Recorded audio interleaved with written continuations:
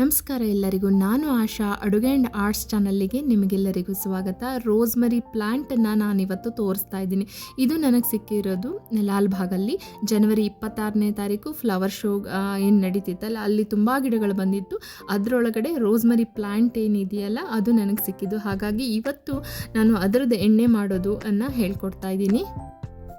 ನಿಜವಾಗ್ಲೂ ಈ ಎಣ್ಣೆನ ತಲೆಗೆ ಹಚ್ಚೋದ್ರಿಂದ ಕೂದಲು ಗ್ರೋತ್ ಆಗುತ್ತೆ. ಯಾಕಂದರೆ ಇದರಲ್ಲಿ ಗೂಗಲಲ್ಲಿ ಕೊಟ್ಟು ಕೆಲವೊಂದು ಬುಕ್ಗಳು, ನ್ಯೂಸ್ ಪೇಪರುಗಳು, ಈ ರೀತಿ ಲೇಖನಗಳನ್ನು ನೋಡಿದೆ.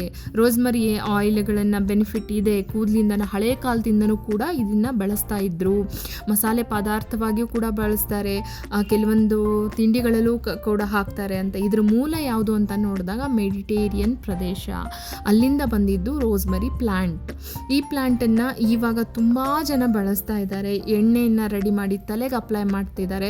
ಇದರಲ್ಲಿ ಇರುವಂತಹದ್ದು ಏನಿದೆ, ಮೇನ್ ಆಗಿ ಪ್ರಧಾನವಾಗಿ ಕೂದಲಿಗಂತಲೇ ಈ ಎಣ್ಣೆನ ಅಪ್ಲೈ ಮಾಡ್ತಿದ್ದಾರೆ. ಅದು ಬೆನಿಫಿಟ್ ಕೂಡ ಅದರಲ್ಲಿ ಇದೆ.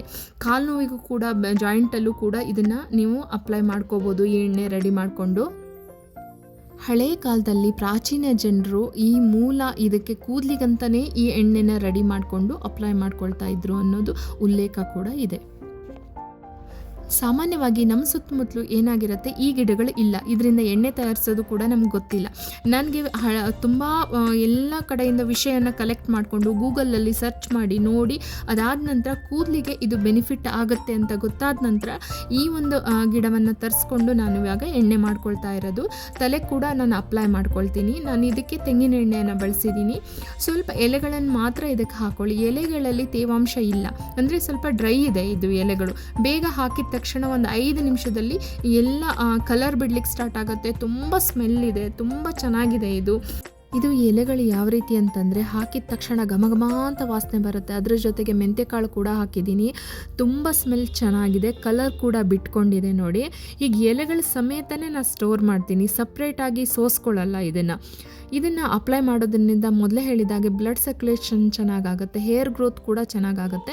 ಹಳೆ ಕಾಲದ ಜನರು ಇದನ್ನು ಬಳಸ್ತಿರೋದೇ ಕೂದಲಿಗಾಗಿ ಅಂತ ಹೇಳಿ ಕೊಟ್ಟಿದ್ದಾರೆ ಕೂಡ. ನನಗೆ ನೋಡಿ ಖುಷಿ ಆಯಿತು. ನಾನು ಕೂಡ ಕೂದಲನ್ನ ಚೆನ್ನಾಗಿ ಬೆಳೆಸ್ಬೇಕು ಅಂತ ಆಸೆ ಪಟ್ಟವಳು.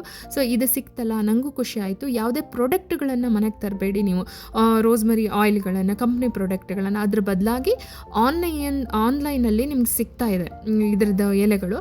ಅದನ್ನು ತರಿಸ್ಬಿಟ್ಟು ಈ ರೀತಿಯಾಗಿ ರೆಡಿ ಮಾಡ್ಕೊಳ್ಳಿ. ನೆಕ್ಸ್ಟ್ ವಿಡಿಯೋದಲ್ಲಿ ಇನ್ನೂ ಒಳ್ಳೊಳ್ಳೆ ಆಯಿಲ್ಗಳು ಮಾಡೋದನ್ನು ಹೇಳ್ಕೊಡ್ತೀನಿ.